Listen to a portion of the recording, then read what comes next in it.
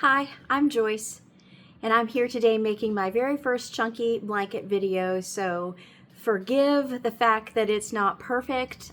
Today I'm going to do the flower cable stitch. It's an intermediate stitch. It's very pretty when you do it. It will have some elements of what you do as a beginner in order to start a chunky blanket, and you finish the blanket as you would any other blanket by taking 2 loops and pulling a yarn through till you're at the end and you tie it off. I hope it's easy to understand.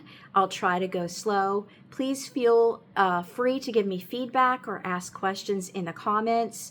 You can also follow my Facebook group, Knotty by Nature. That's Knotty by Nature, for chunky blanket lovers and makers. And you can follow along there for tips or ask me questions through there.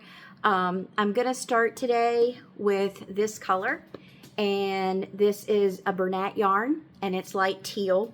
I'm going to incorporate Bernat Teal Dreams in my blanket as well.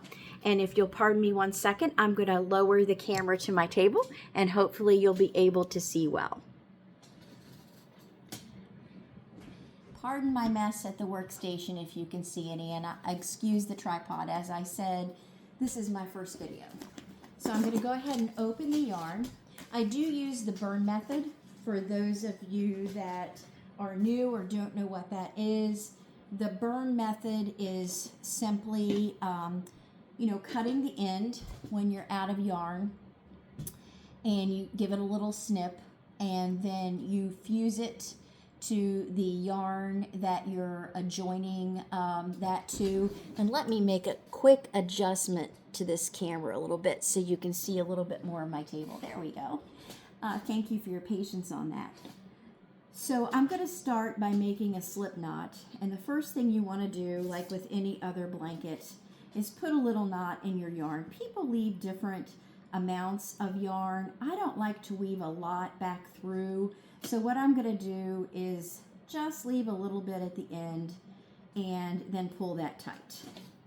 Then on the slip knot, we want to lay it down like this, cross it over. You want to pull this up. Hopefully I can get that right. As I said, I'm not perfect. Slip knots are totally not my bag, guys. Totally not. So there we go. There's a slip knot. You want to pull the working yarn through. I like to leave it about 3 fingers long, and that starts our chain. Now for this flower cable stitch, what you're going to have to do is, and you can see 3 fingers there, what you're going to have to do is make an odd number of loops or starting on your chain. I'm going to make this a really small blanket just for time's sake, because we can't, I can only upload about 15 minutes, so I'm limited a little bit. So we want to take the first loop and just pull the working yarn through that loop. And as I said, I make it about 3 fingers long. So that's 3, 4.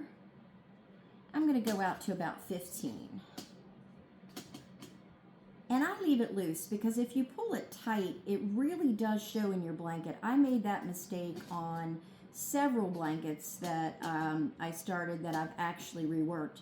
But you know what? This is your blanket. You're going to make mistakes. You're going to see them. Other people likely won't see them.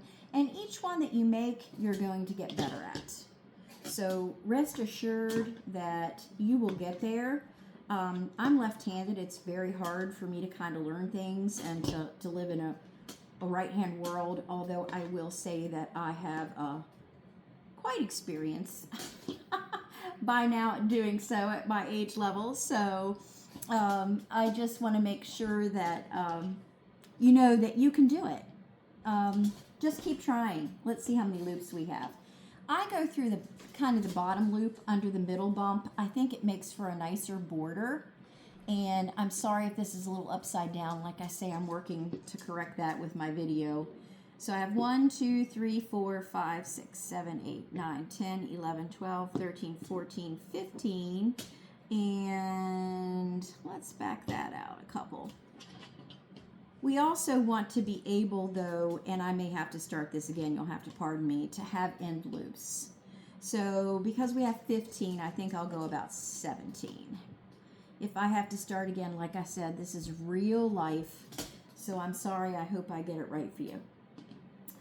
We want to have like the ends so that we can bring the loops back. Now the first thing that we do with this stitch is just a normal knit stitch. So if you're new, you've just started a blanket. You have a beginning chain and you've started your blanket with the foundational loops. So now we're going to start the second row.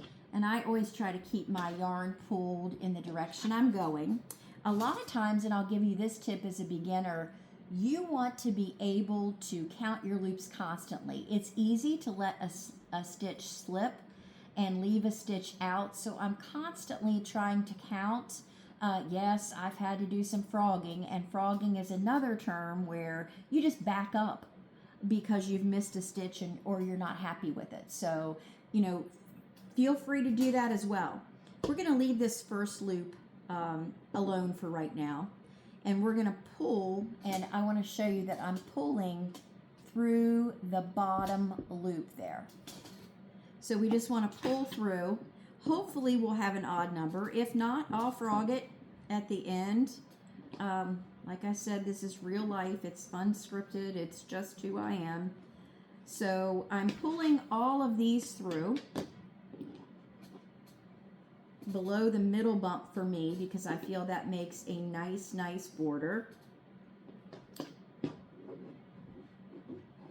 So hopefully you can see my little fingers wiggle in there to get to the bottom bump. Try to be consistent in your stitches. When I pull them through, I try to mind the fact that, they're all the same size. It just in the end makes a nicer blanket. It's not going to lay really pretty until we get a couple of stitches off of here though. So it'll start to flatten out, and you can give it a little flatten as you go. I make sure that I do that. All right, let's just give a quick count. 1, I'm going to count this, 2, 3, 4, 5, 6, 7, 8, 9, 10, 11, 12, 13, 14, 15, 16, 17, 18. So I want one more in here so that I have 2 cast-ons. And then in the middle, I want odd stitches. 1, 2, 3, 4, 5, 6, 7, 8, 9, 10, 11, 12, 13, 14, 15, 16, 17. That is perfect. A little bigger than I originally stated, but it's absolutely perfect because we're always going to knit the 2 ends here. And let me make that a little bit smaller. And we're going to do our design in the middle. Let me just roll off a little bit more of the light teal. Some people also fluff their yarn before they start. I know that on Etsy you can buy something to fluff your yarn. You can ask me a question if you're interested in that.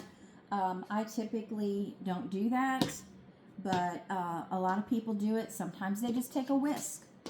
So now that we have the foundational row and we've done a row just full of loops, we're going to knit the first stitch. This is going to be our ends. That's how our ends are going to come up and tie up in the blanket. But for loops 2 and 3, the second loops here, we're going to purl the stitch. Knitting is when you go behind the stitch and pull it through. You're going behind to pull it through. Purling is when you go in the front and go through the back. And you want to keep your purls a little bit smaller. So they should be about half of the size of a knit stitch so that they don't get too loose as you go up the blanket. So on the next stitches, stitches 4 and 5, you're going to crisscross them right over left.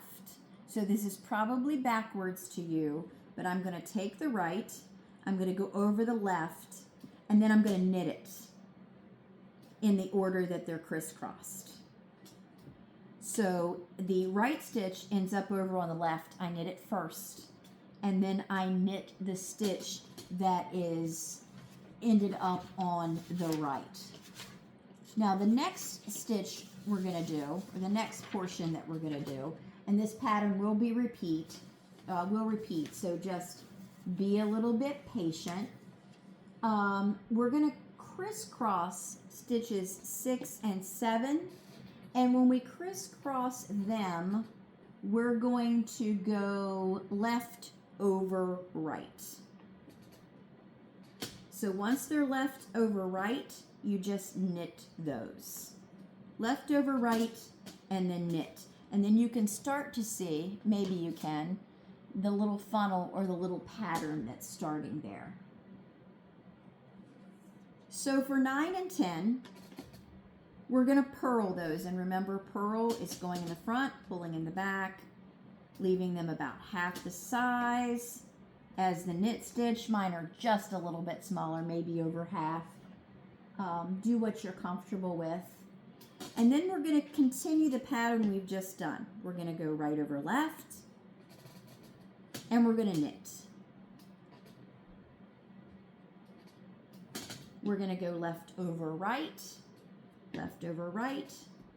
and then we're going to knit. And then we're going to purl, and we're going to purl.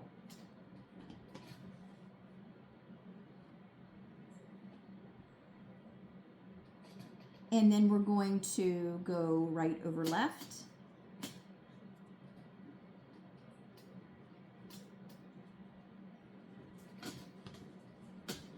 And then, and I realize, and you should probably start at least with 29 stitches. I normally do 35, but you want an odd number of stitches.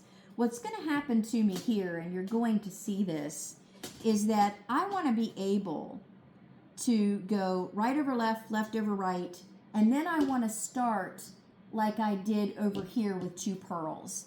And the reason that I want to do that is because I want my blanket to be even on both sides. So in showing you, I'm just going to say, and I'll try to upload a new video soon, but I just want to say that I'm going to end with a purl. And we're going to pretend we've done right over left, left over right, 2 purls. Always knit the end, just like you do as you climb the blanket up. Then I'm going to take the yarn and go up to the second row. And so what I'm going to do when I get to that second row is knit the first loop. Then you're going to purl the purls. And then on the way back, and when I say on the way back, it's right to left. You're not going to go right over left and left over right. You're just simply going to knit those 4 stitches. Let's make sure I have them all. 1, 2, 3. I feel like I'm missing one there, probably because I did that. This is a purl anyway, so I'm going to knit the purl. And then when I get to the knit stitch, or to the left over rights and the rights over left, I am just going to pull them through, purl the purls,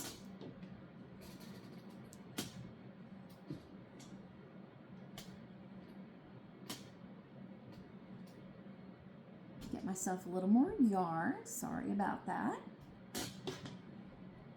It just doesn't want to come out today. It's hiding on the skein. I'm going to knit the knits.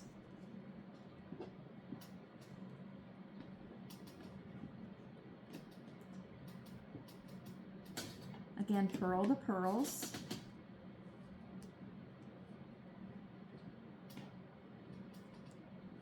Hope I'm not going too fast for you. And then when I get to the end, I'm going to knit that. Now on the way back, I'm going to do the same thing. I'm going to purl the purls.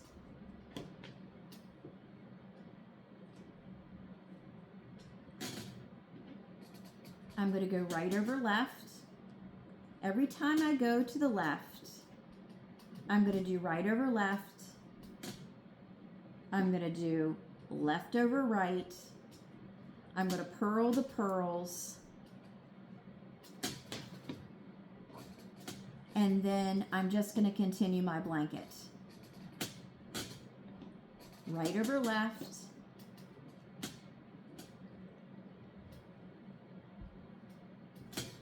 Left over right.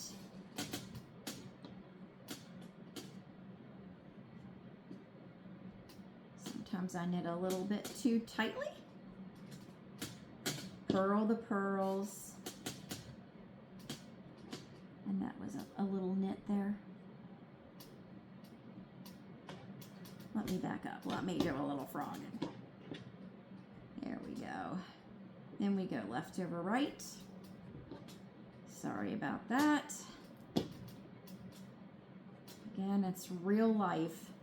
This is my first teaching of a blanket. I can do it. It's just a different feeling to teach it. Purl the pearls. Right over left. Again, my blanket is just a sample size, so it's shorter. Then you would do left over right. End with 2 pearls. And then you knit the knit. Then as you go back this way, you purl all the pearls from right to left. And you knit all of the knits normally without going right over left.